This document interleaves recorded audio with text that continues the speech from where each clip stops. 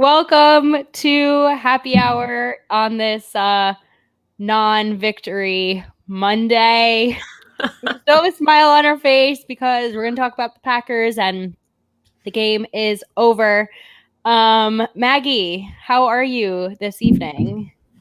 I mean, it'd be better if we were 5-0, but I'm not concerned. I'm not. I think we're gonna talk through this. It's gonna be therapeutic, and I think everyone will feel better at the end of the hour. I agree with you. I wanted to say cheers really quick. Cheers. To everyone. Right. Thank you for joining. Yeah, we tried. We're going to break down our reactions, thoughts about the offense, thoughts about the defense, what we're looking for in the next game with the Texans, because all we got to do is go 1-0 against the Texans. That's what, yes, Jacob, this is our therapy session. We actually haven't talked a lot, you and I, like fully. So this is going to be a for real venting session. We're going to do our best to make it less of a crying and more of an analysis therapy session. But if we get emotional, bear with us. All right, Maggie. So talk to me about like what you're thinking, how you're feeling, initial gut reactions from last night. I mean, I know a lot of it is stuff that we'll go into more detail later, but I think the thing that I'm most concerned about moving forward, and I said this a little bit on Twitter earlier, is that we haven't seen many losses from Matt LaFleur. Like, he's 18-5. That's impressive. He's midway through his second season as a head coach. Like, small sample size. But it's the fact that when there are losses, they are really significant losses. It's not like, oh, we lost by a field goal, lost by a touchdown. They're kind of concerning because it feels like the game just does a 180 and gets off the rails, and he hasn't yet figured out how to like stop that train from rolling. So I'm hoping, because Matt LaFleur, again, in his early tenure, has not lost 2 games in a row. So I think the Texans are a really good get-right game for a number of reasons. But I think that's what we need to see is, can this be kind of a galvanizing moment? And I know it's early in the season, but you kind of want it to be early in the season. You don't want this to happen in December. Right. No, I completely agree. I think it was a jarring loss for, I think, a few reasons that we'll get into. The loss itself doesn't affect me. Like, we were going to lose a few games. It was going to happen. We were not going to go 16-0. I have no, major qualms about the loss itself. I think it's more about the way that it spiraled out of control very early on. It felt like we were in it. It was only 10, we were down by 4. Like, we were still in it. And I think that there was some level of, I don't know, just motivational shift, give up mentality that to me is the only thing that's concerning to me is that sort of spiral.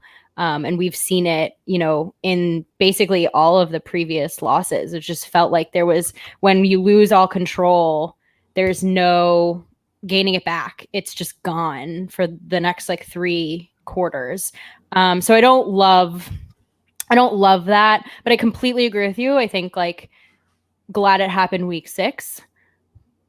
Hopefully, I think everyone in the press conferences were basically just like, look, we still believe in ourselves, as they should, and we still think we can go into the Texans and win. Yeah, and I think it's interesting when things like this happen. And I know that, if you put up a 40 burger on a team, you're not going to go into your presser and say, yeah, we had a rough week in practice. But it's really interesting that they have these blowout type losses. And the first thing that happens is the players say, yeah, we just weren't feeling it this week. And I get it. Like, do you think that's a cop-out, or do you think that they're serious about their lack of preparation? I don't know. And I mean, I get coming off a bye. They had the loss last year coming off the bye that was really significant. But how do you not get amped up for a team that you're supposed to be seeing in the playoffs and could be seeing again for a championship? Like, you want to go to Tampa one more time, not twice. You don't want to have to go there again. So it's tough. And they hate that field already. Right. I hate that field. But yeah, it's a little bit concerning. Like, you have extra time and you lose. Whereas when you have 1 week or a short week, you're ready. And I don't know if it just is like an easy pattern for us to look at. It's a small sample size. But we had a bye week in the playoffs and we beat the Seahawks. So is it an away game thing? Like, or is it just has nothing to do with the bye week? And we just happen to have losses against good teams, because let's be honest, the Bucs are a very good team. They are a playoff bound team. Yeah. they have the formula. They had clearly the formula to beat the Packers. And I think you and I had talked about this going into the week, right? Like their pass rushers are great. Their secondary is young, but up and coming. And Tom Brady is a vet. Yeah, Tom Brady is he's doing exactly what he's supposed to be doing for this team. Like, you didn't sign Tom Brady to be Patrick Mahomes. You needed a game manager that could run an offense effectively, and he did exactly that on Sunday. And he used his weapons, and they didn't even really like gash the Packers offensively. It was the Bucs defense literally halted the Packers offense, and our defense just unfortunately couldn't do anything to keep us in the game. And the Bucs defense is the second best in the league, and it's not like we lost to the Vikings. I was going to say someone else, but I just went with the Vikings because they suck and they're easy to make fun of. And I said it today on Twitter. Aaron Rodgers still threw less interceptions than Kirk Cousins did yesterday. So I want everyone to keep some perspective. But let's talk about Aaron Rodgers. Let's talk about Aaron Rodgers and what an off game he had, because you and I had this conversation, right, where it's just like the nature in which they lost. It was jarring because it was Aaron Rodgers, kind of. You know, he threw 2 picks. And while we can definitely debate whether the second one should have been called back or not, off an offsides penalty, which it should have, you know, he threw a pick 6, which is the third time in his career that he's done that. But when he does do that, it's like, whoa, you know, who am I watching right now? And those are bound to happen, but it's hard to watch when your expectations are a clean game from Aaron. Yeah, and I was at his second pick 6 against the Bengals in 2017, and it was like you just sucked all of the air out of the stadium. Like, it's just so unbelievably jarring. And we talked about this a little bit pre-show. You know, we went on like a whole 30-minute rant before the pre-show, and we said we should have been recording then. But we talked about this where you got kind of so accustomed to Brett Favre and his mentality and being a gunslinger. And even if he threw like 6 picks in a game, he was always going to come bounce back and rally from it. And you trusted that he would. And I'm not saying that I think that Aaron Rodgers got like in his head or rattled, but it's different for somebody who's so meticulous and so precise and really prides themselves on not making mistakes, to have a game where even if one of them really wasn't his fault, it was kind of a tipped ball.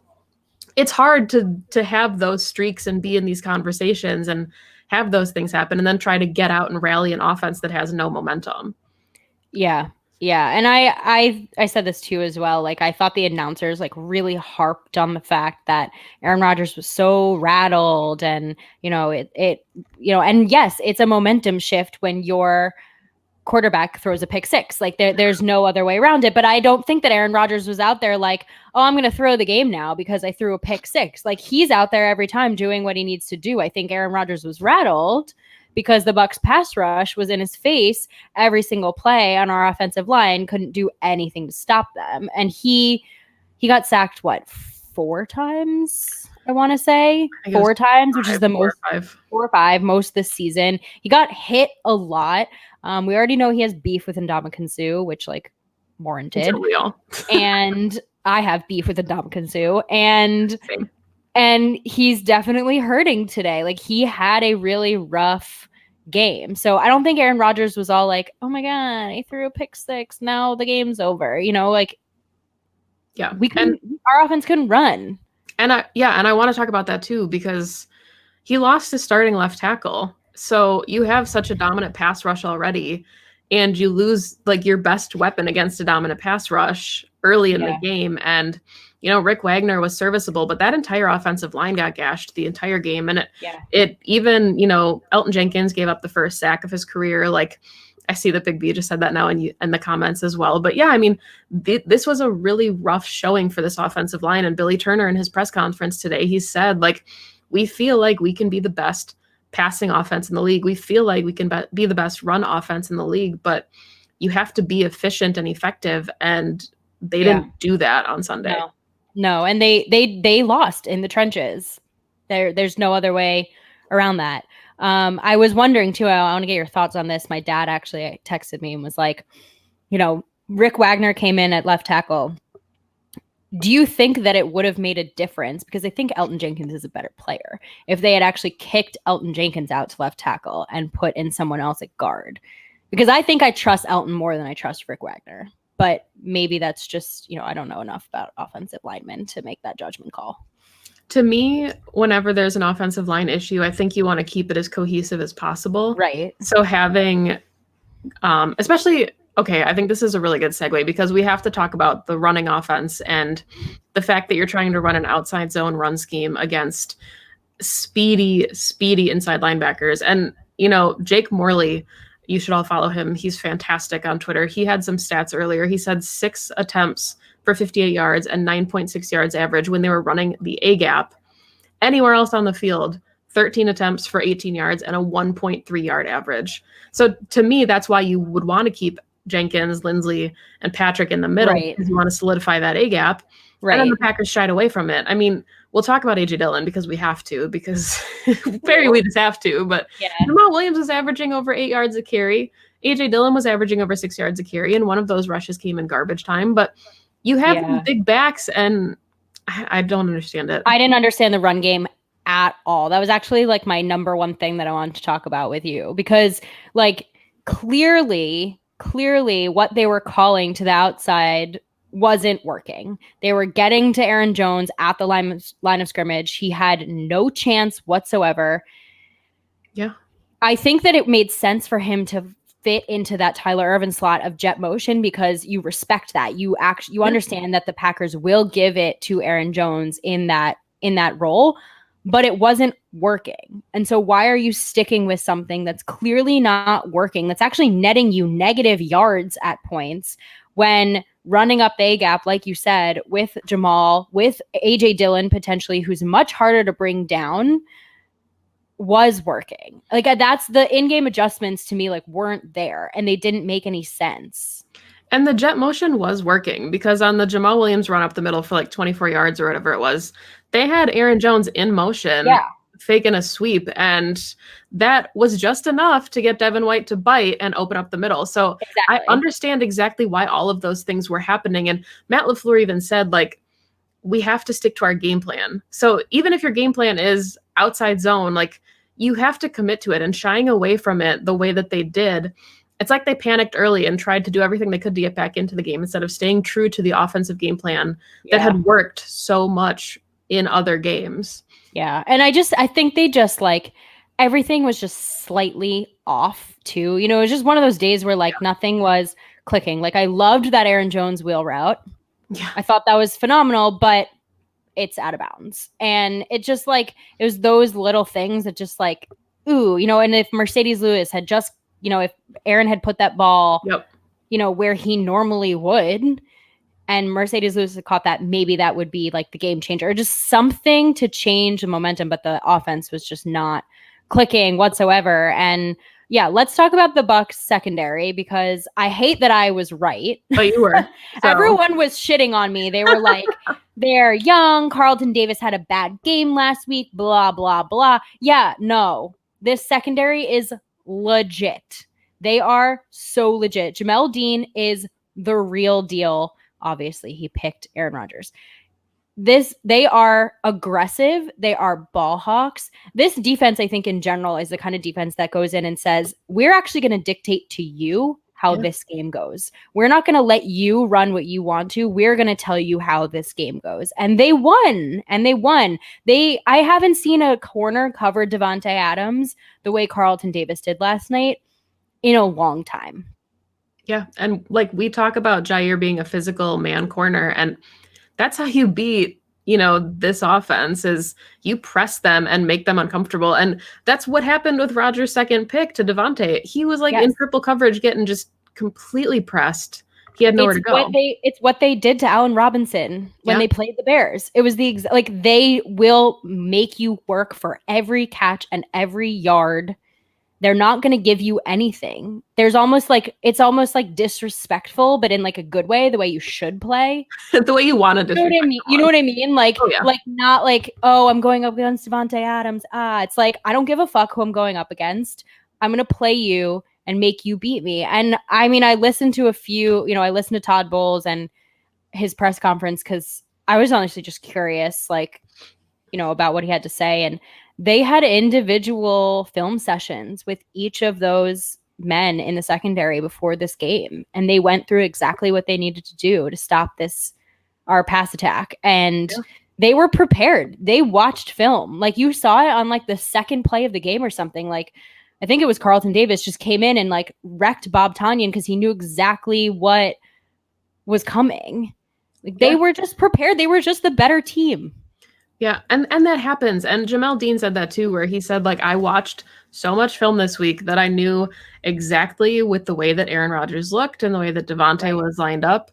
I knew that I had to make a break on the ball. And he did. And, it's like you said, sometimes the other team is just better. Like, I think Packers fans specifically, because they have such a history of success, especially recently, that we forget that the other team also gets paid millions of dollars. Like, they're also really good head coaches in the league. And I get that. I think we talked about this a little bit pre-show, where it's not that the Packers lost, it's the manner in which they lost. And I understand that. And I know we'll talk about that a little bit more, but it's still just one. And I am honest enough with myself as a Packers fan, person, analyst, whatever you want to call me, to say that I had the Packers sitting at 2-3 right now. And I thought they'd bounce back, and I thought it would be an 11-5 season, but I thought that they were going to likely lose to the Vikings. I thought that they would likely lose to the Saints, and I thought that they would likely lose to the Bucs. So to be at 4-1 right now could be a lot worse, guys. And I almost would prefer a blowout like this than a close game for a couple of reasons. Oh my gosh, someone just commented exactly what I'm saying as I'm saying it. We're all on the same page here. I mean that because I think that these kinds of losses really show where your holes are. They're glaring. They are wide open. You can pinpoint them. There's no excuses. Yeah. They can't come out of this and say, oh, but it was this, and oh, it was a bad penalty, or oh, this, or if like one play was different and they hadn't kicked that field goal, we would have won. It's like, no, y'all got blown out. Now let's go back and watch and figure out how to fix it. And I almost would prefer that, because last night, like pretty much like midway through the third quarter, I was like, all right, this game's over. Oh, yeah. Okay, like let me crack the beer open and just chill. And my dad left. My dad came in to watch with me. He left. He was like, I don't really want to watch this anymore. Yeah. But I do think that it's these blowout losses that show you what you need to fix. Yeah, and I've been thinking about this a lot. And Mike Pettin had said the NFC Championship game was their worst loss of the season, and it happened on a national stage in front of everybody. And this is an opportunity for the Packers' worst loss of the season to be in week 6. Yeah, on a fourth at 4:30. Yeah, and like I'm glad that this pissed the team off. I think it was like 3 of the 4 pressers where it was Aaron Rodgers, it was Billy Turner, it was Kenny Clark. They said we got our asses kicked. Yeah, and that's a good thing. Sometimes it's a good thing. And Aaron Rodgers even said, he was like, I think we were feeling ourselves a little bit too much. And sometimes you need that reality check of like, hey, we still have 13 games, however many games left, 11 games left. Like, you got to work for it. And and it's like, it's exactly what you said with the Eagles game. So much of the narrative was like, oh, there was a blown PI call. Packers should have won that game. No, you're just putting a Band-Aid on something. And these blowout losses tell you exactly who this team is. If you're ever going to recover from something like that, this is where it starts. Now, if it happens again, then there's reason to be concerned. But this is the one time all season you let it happen, and then you learn from it. I really, truly believe that the way the Packers bounce back from this is so much more indicative of who they are at the core, like who they are as a team and what their mentality is more about how they come back from this and what they do on Sunday than the loss itself. Because there have been many, many Super Bowl contending teams who lose games in the middle of the season, weird fluke games. Like, you just don't want it to be, like you said, in the NFC Championship game or, in the divisional round game when it means more. You want it to be now. So let's switch gears. Okay. Because we do have to talk about the defense. And just to wrap up the offense a little bit, I want you to give your final thoughts also. But I'm not worried about the offense. I think I have full Apparently my F-bomb was epic. You clearly don't know me in my real life then. You I fully trust Matt LaFleur to go back and take accountability and understand what he needs to do to change. I fully expect Aaron Rodgers to come in next week like raging. I don't know if anyone saw the GIF I tweeted out or if you watch Big Mouth, but like all I could think about was like the character in Big Mouth when he's like rage, rage, rage. Like that's what I imagine is going off in Aaron Rodgers' head right now. So I think the offense is going to be fine. Yeah, I agree. And I think, we always like, it was nice to say, oh, look, Aaron Rodgers is on this MVP campaign. And he still is. Like, it seems like anytime something happens, it's like, oh, look, there it goes for Josh Allen. He can't be the MVP anymore. Oh, there it goes for Russ. He almost lost to the Vikings. Or, oh, look, now Aaron Rodgers threw a pick 6. So there goes his campaign. Like, this is not a 5-week season. Like, it's an every given Sunday. Yeah, and I do think this offense will be fine. I think there's a tendency when Devontae Adams comes back, and we saw it last season too, where he missed 4 games, right. The offense is kind of rolling, and there's like this desire to get him back and get him acclimated, and you want to get him rolling. I understand all of that, but I think that there's opportunities that are missed because the emphasis is on getting Devontae back up to speed and performing. And I think that now that we have more time and, maybe Tyler Ervin comes back, I think that this Texans game, we call it a get right game, and I think that that's exactly what this offense will need. Yeah, totally agreed. And the Texans defenses, they ain't the Bucs defense. They're on the other end of the list. So I agree with you. It's a good get right game. I hope we are going up against a pretty elite quarterback though next. True, your guy. I know I love Deshaun Watson. I know you do. It's gonna be so hard to watch. My concerns are with the defense, and I'll break it down a little bit because I think that we have the personnel, at least our starting lineup on defense. We have the personnel to be great, and yet we are not. And I have refrained from speaking about how I truly feel about Mike Pettin for a little bit, because I am always like, give him a chance. I have soured now on Mike Pettin as our defensive coordinator. I think that he is not using our guys in the way that's going to be conducive to their success. I think there are so many questionable decisions, like in all realms of the defense, that I just am now like, this is going to be the last year of Pettin, because he's not Matt LaFleur's guy. He didn't choose to bring him in. He decided to keep him for continuity purposes, and he's only gotten worse.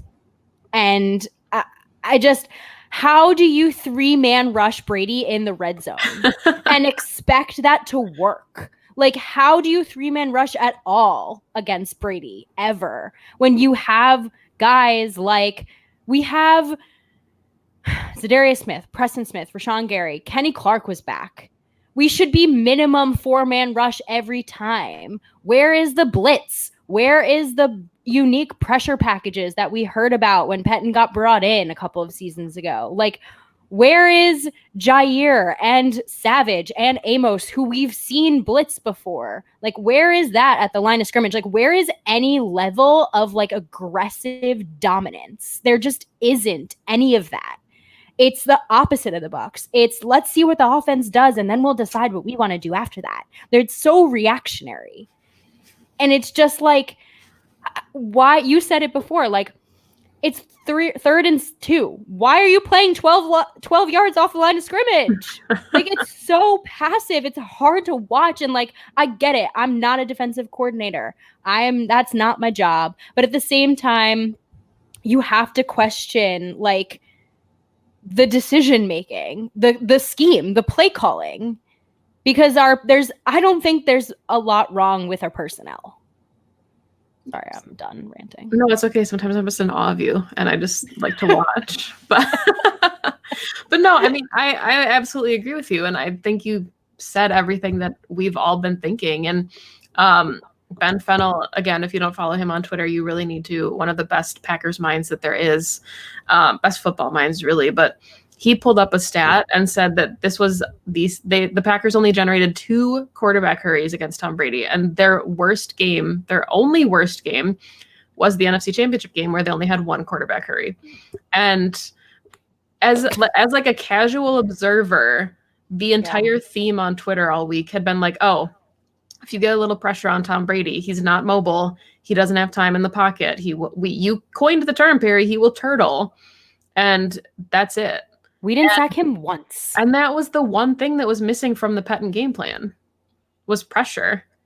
With Kenny Clark back. Yeah, I just think that, like, it's not that hard to understand. Like, when you get pressure on a quarterback, it makes him hold the ball longer, take a second, maybe not be able to make an accurate throw. Everything after pressure gets harder. So running an offense gets harder. They have tons of weapons. They're going to throw it to Mike Evans, Chris Godwin, Tyler Johnson, Rob Gronkowski, Cameron Brate. Like, you can't give him time to go through all of his reads because he's going to hurt you. Like you said earlier, it's Tom Brady. He's the best game manager at this point in the game.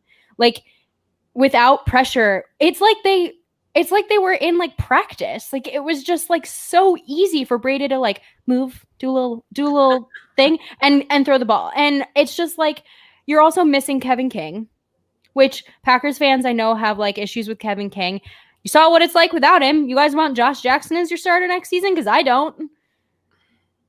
So you want to make it easier on your young secondary guy who's starting for the first time. To do that, you get pressure, and there was none. Yeah, and I mean, it's not even like Tom Brady burned this defense. You know, Mike Evans was kind of a non-starter. Chris Godwin put up a couple numbers, like he had a couple nice receptions, but it really wasn't like this was a Pettine secondary that kept getting toasted. It was just the fact that, you know, this was the first touchdown allowed by the Packers defense to a tight end, and Rob Gronkowski came out of nowhere and looked serviceable again. And it's just all these little pieces that you would think when you're scheming up against this offense, you would recognize that we're not seeing Pettine recognize. And even if he does recognize it, he's not making in-game adjustments, and he's sticking with his same game plan that if it doesn't work in the first quarter, it's not going to work when you're down by 24. Like, it's going to get worse. Yes. Yes. And I think you said it perfectly too, pre-show, where you're like, Pettine's defense is just not designed to play from behind. And like, what do you mean? Like, that's the point, is to keep your offense in the game. Like, you're not always going to be up 20 points. You're not always going to be playing the Lions or the Vikings, or one day when we play the Jaguars this season, potentially. You know what I mean? Where you know, like, it's easy. Like, you have to be able to play from behind. You have to be able to win from behind. Like, comebacks are a thing. We were only down by 4. And then all of a sudden, before the half, they score another touchdown. And then they get the ball back in the second half and they score a touchdown. And all of a sudden, Aaron Rodgers hasn't even touched the ball and we're down 3 scores. And I think, like, if our offense can bail out our defense by putting up 40 points, you expect that back from your defense. You expect them to show up for you when you're struggling. And they didn't. And I know that this loss does fall on the offense in a way, but I think the blowout of it falls on the defense. Because if they had given our offense time, they could have come back. And I understand that it's very difficult because the offense had a bunch of 3-and-outs, and so the defense was on the field a ton. Yeah, and they're tired, and I get that. It was all around bad. Like, just all of it. Both sides played bad. But, like, it was disappointing to see the defense, like, not be able to do anything. Not a turnover, not a sack, not, like, they couldn't stop them on third down. Just nothing. Yeah. And this is a defense that, if you're going to play that game where Jacob Westendorf always says, Mike Pettine's defense is predicated on, you can do whatever you want to me between the 20s, but I'm going to keep you out of the end zone. And if that's your game, and if your game, you know, this was a defense that almost led the league in turnovers last season. Like, this is a defense predicated on stopping the big play and forcing turnovers. Adrian Amos almost had a pick. You know, that could have been a momentum-changing play. Right. We won't know because he didn't make the play, but your defense can't be one note. And if your one note is forcing turnovers, they haven't forced many this season. They're bottom of the league in turnovers. Yeah. So The if your beginning one note is yeah. the thing you're not doing well, like, what does that mean? So it's interesting you say that because the beginning of this season, I listened to Mina Kimes' podcast pretty religiously, and as you all should, because she's phenomenal. She's great. And at the beginning of this season, before it started, she went through all the teams and sort of like what she felt like each team was good at on both sides of the ball. And the one thing that she said was she felt like the Packers defense wasn't as good as we thought they were last season because they relied so much on turnovers, and that's not sustainable. And honestly, bingo. Because if you're not coming up with turnovers and you can't stop the offense any other way, you're going to get scored on a lot. Yeah. And I think that Andy and Ben said it best. Like, what are they good at? Like, what is this defense good at besides Jair Alexander being able to shut down wide receiver, our secondary essentially being able to shut down wide receivers? Like, we, I think, always went into every game last season being like, this pass rush can get home.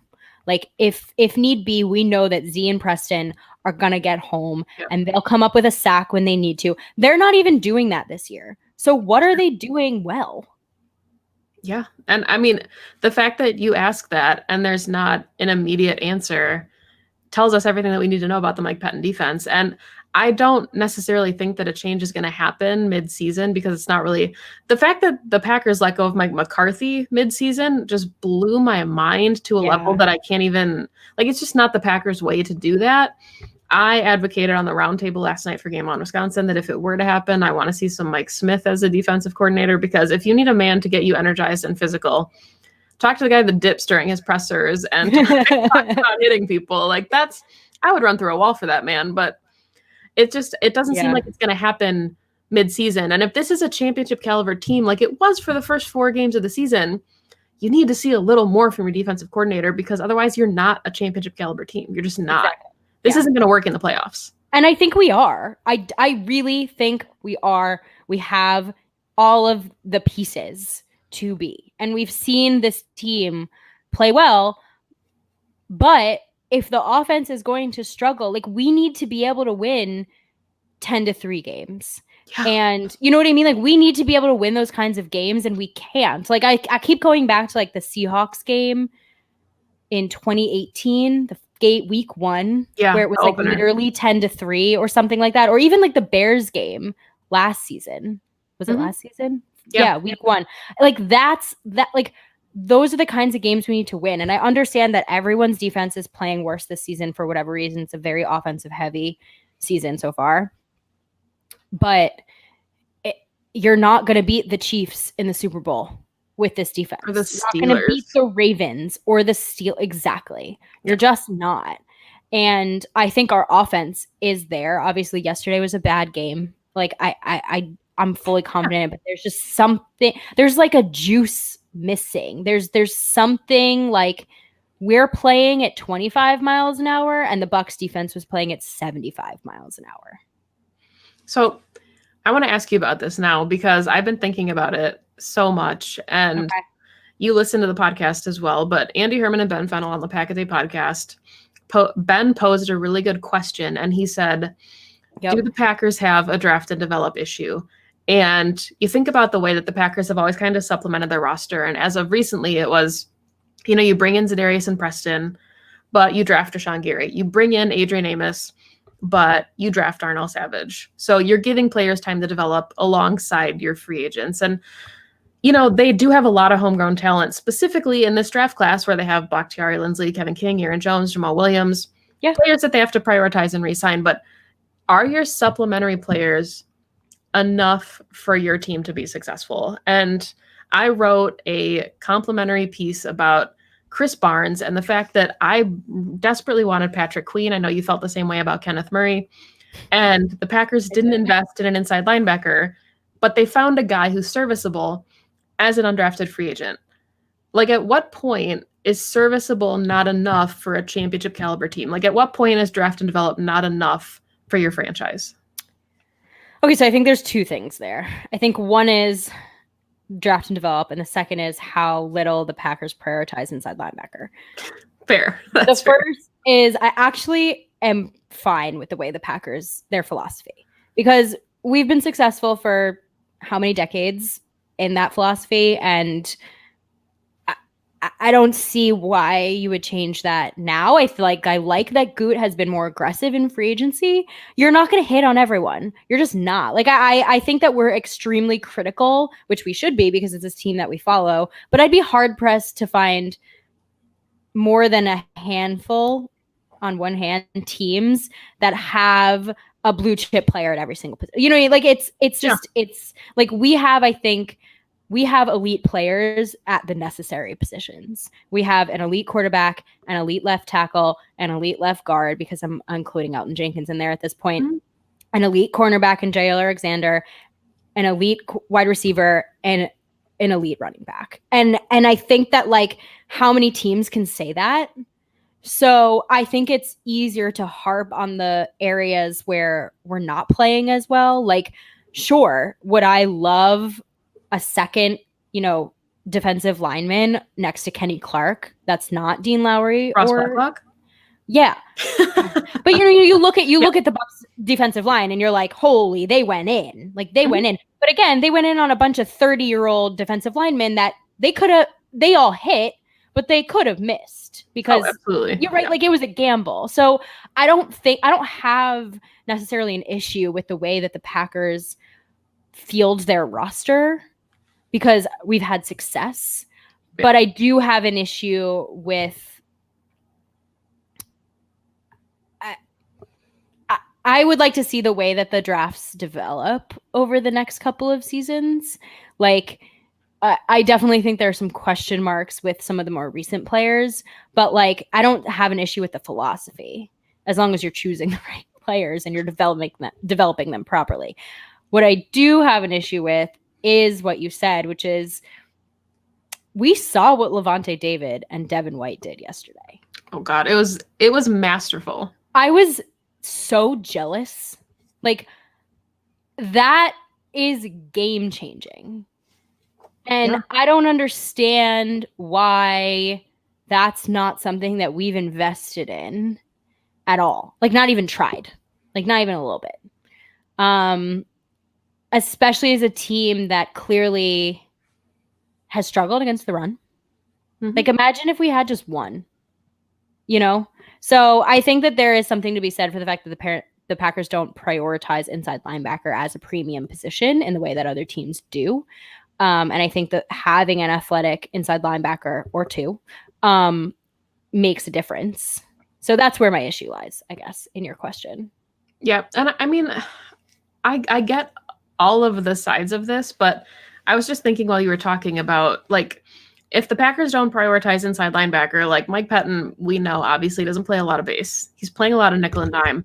But if you're playing as much dime as you are, then invest in another high quality safety. Like, Raven Green has talent, but if you're predicating your defense on 6 corners and like 6 DBs, stack the position. Like, this is why I wanted to go get Jamal Adams, and everyone shit on me on Twitter. And I was like, you're like, we don't need Jamal Adams. I'm like, no. I think last night we could have used Jamal Adams. I don't know. I completely agree with you. Like, if we are going to be a dime and nickel defense, then those 6 that are on the field all the time should be elite level. And I loved Chandon Sullivan. I thought he played great last night. Mm-hmm. And Will Redmond has been fine. But, like, we're relying on undrafted guys like Raven Green. You're right. Yeah, and that, I mean, like, I know you can't hit on every position, and you talked about it with the mentality that, like, you can draft and develop, but you have to draft the right guys and you have to develop them properly. And so far we've seen Josh Jackson as a question mark.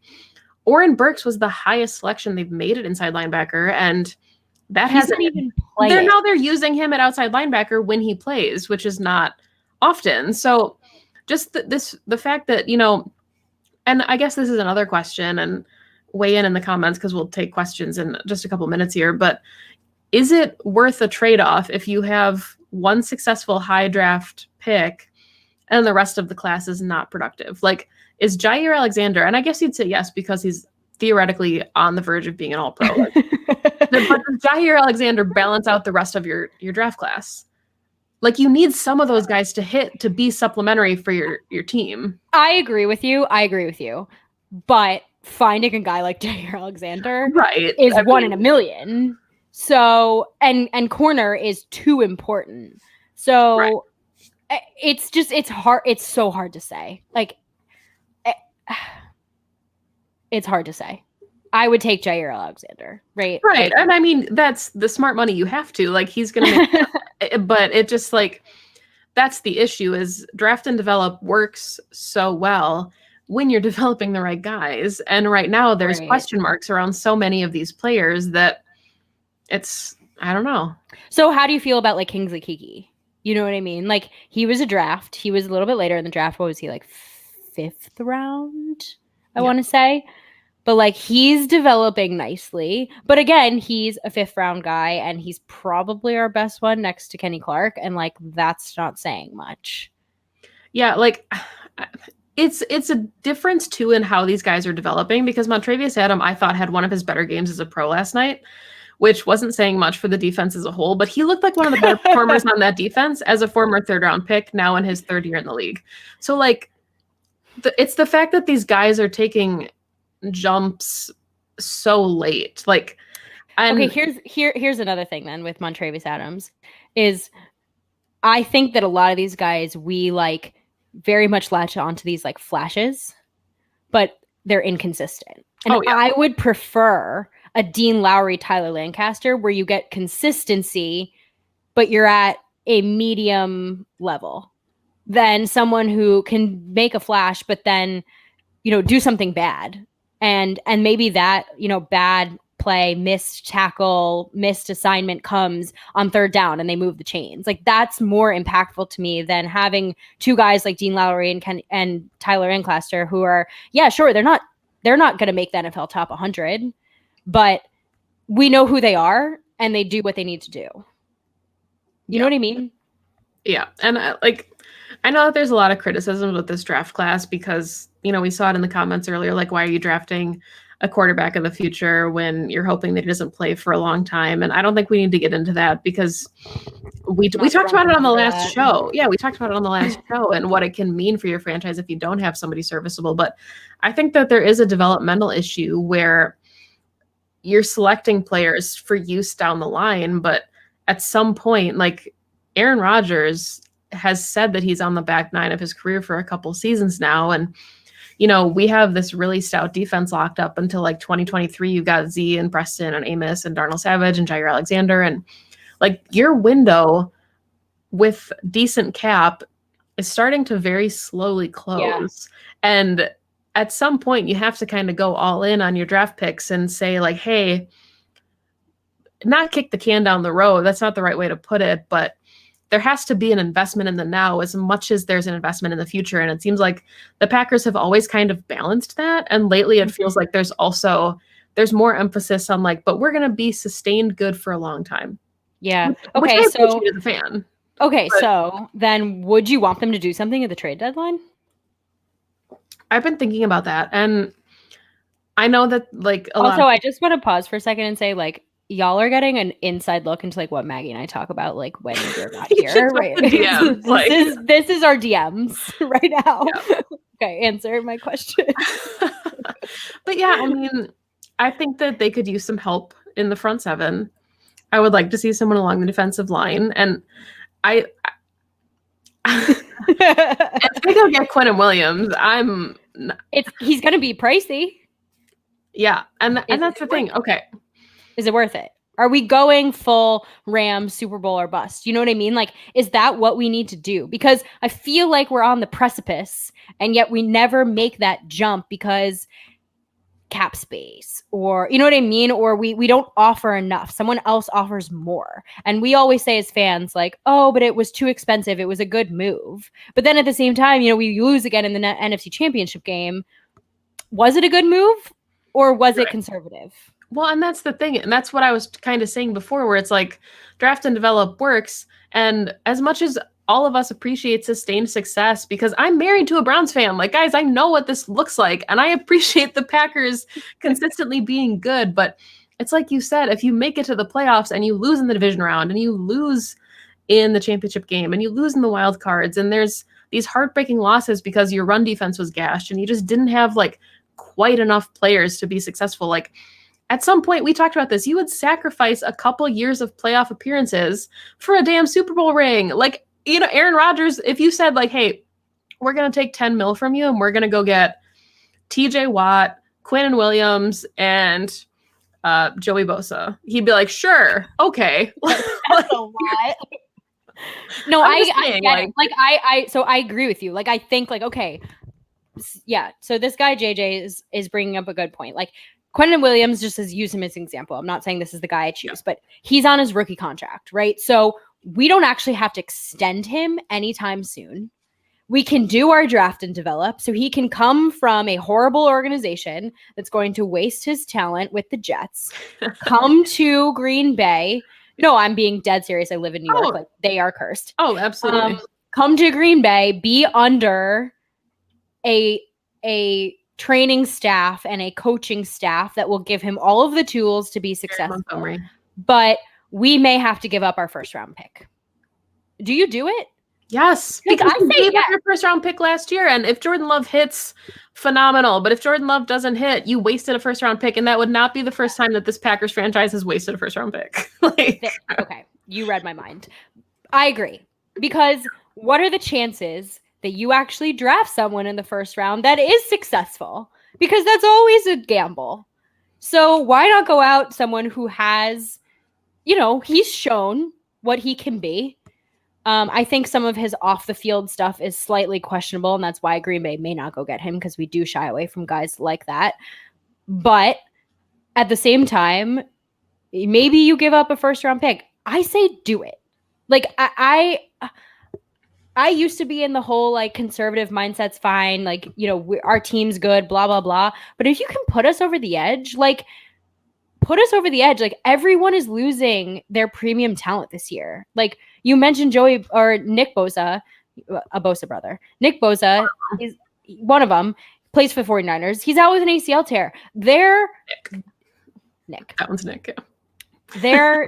Their defense looks completely different. Like imagine if we had lost Kenny Clark for more time than 3 games.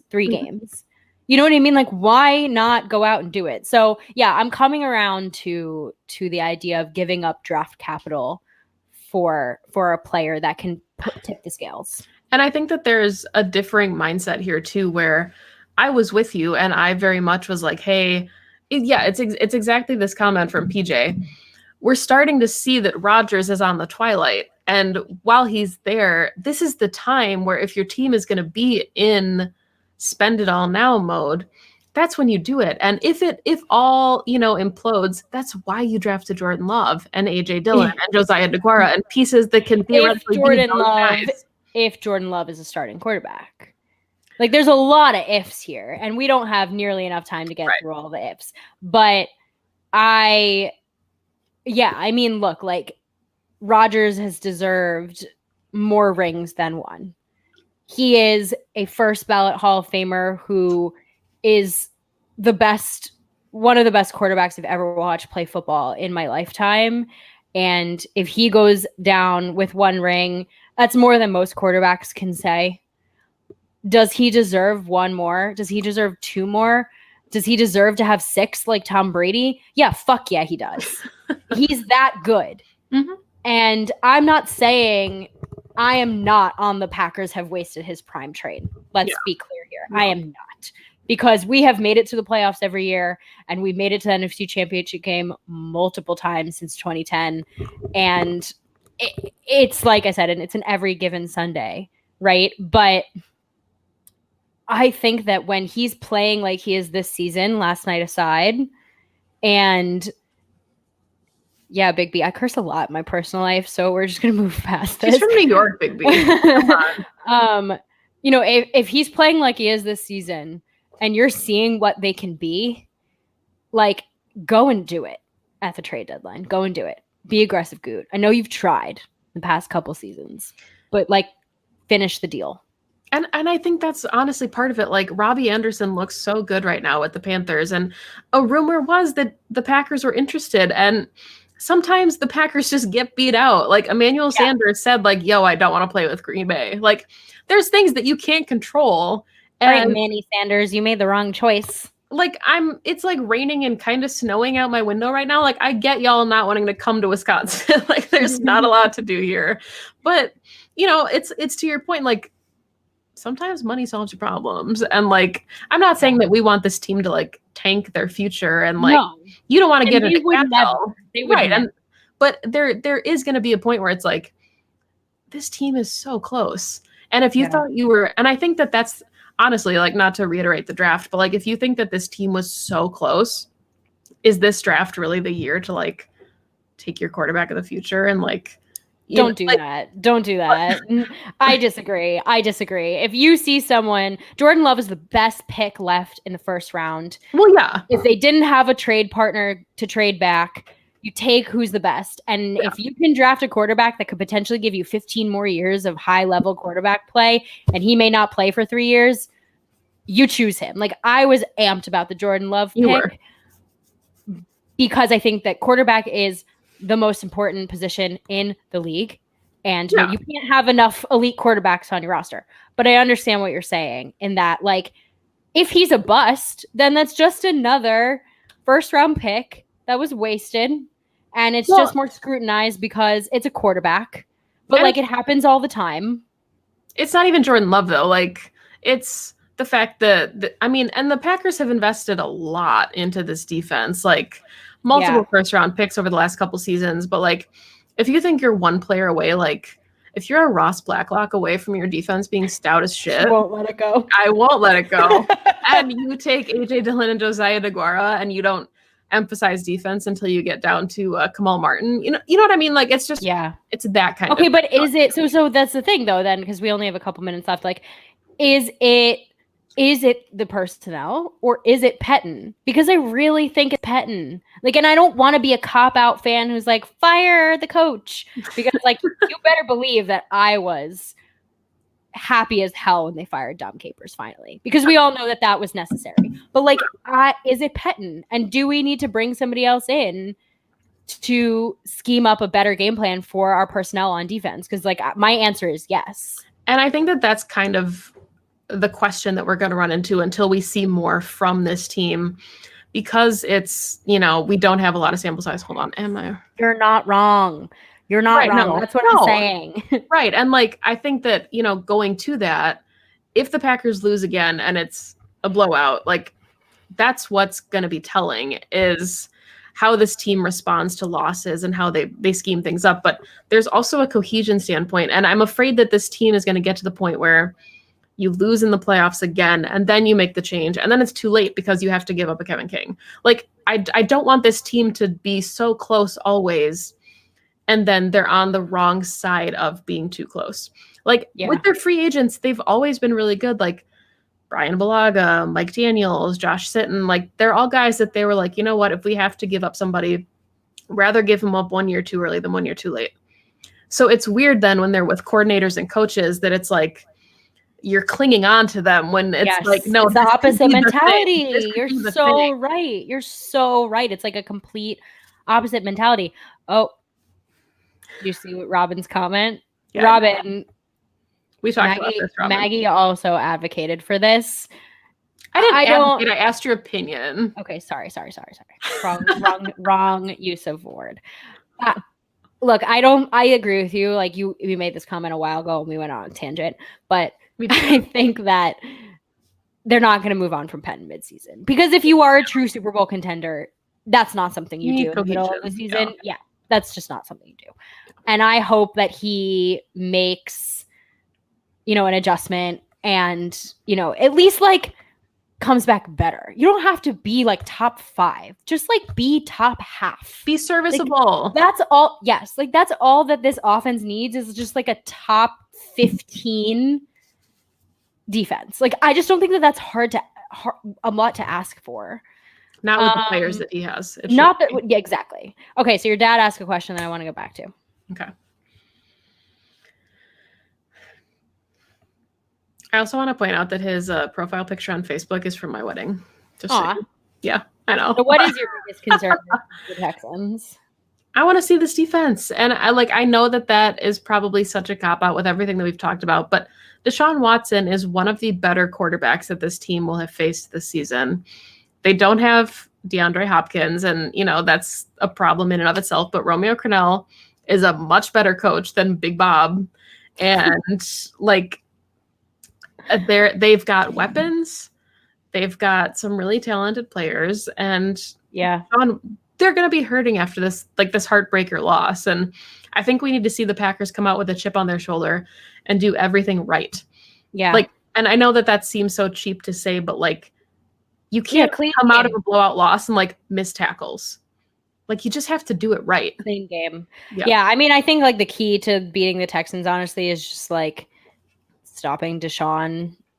He's the kind of player who can carry a team. Oh yeah. So just stop Deshaun. Their defense isn't great. They've got JJ Watt and that's it. As to use one of your favorite terms, they've got Ross Blacklock. Okay. They have JJ Watt, Ross Blacklock, and a prayer. And they have Deshaun Watson. And we get to go up against Cobb, which is always sad. Yeah. I know. So a little heartwarming moment there. But I think this is a game that we handily should win. And if we don't, then we have some other things to talk about. Yeah. But we need to bounce back. For sure. And maybe we get someone just wrote about Christian Kirksey. I don't think he's coming back soon. But maybe we get Kamal Martin in this game. Yeah, by all accounts, and take it for what you can, because I know that the reporting out of training camp was really limited this year, but he was pegged to be one of the guys. And we didn't get to see a lot of that. But when he comes back, this could be a difference for the middle of the defense.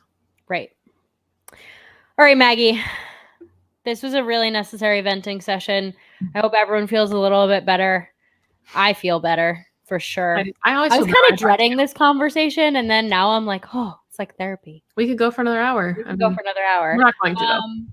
But look, one loss. We're 4-1. Let's put it in perspective. We could be the Jets. We could be the Vikings. We could be so much worse off than we are. We will be fine. Go Pack Go. Go Pack Go. Go Pack Go. Thank you all. See you next week.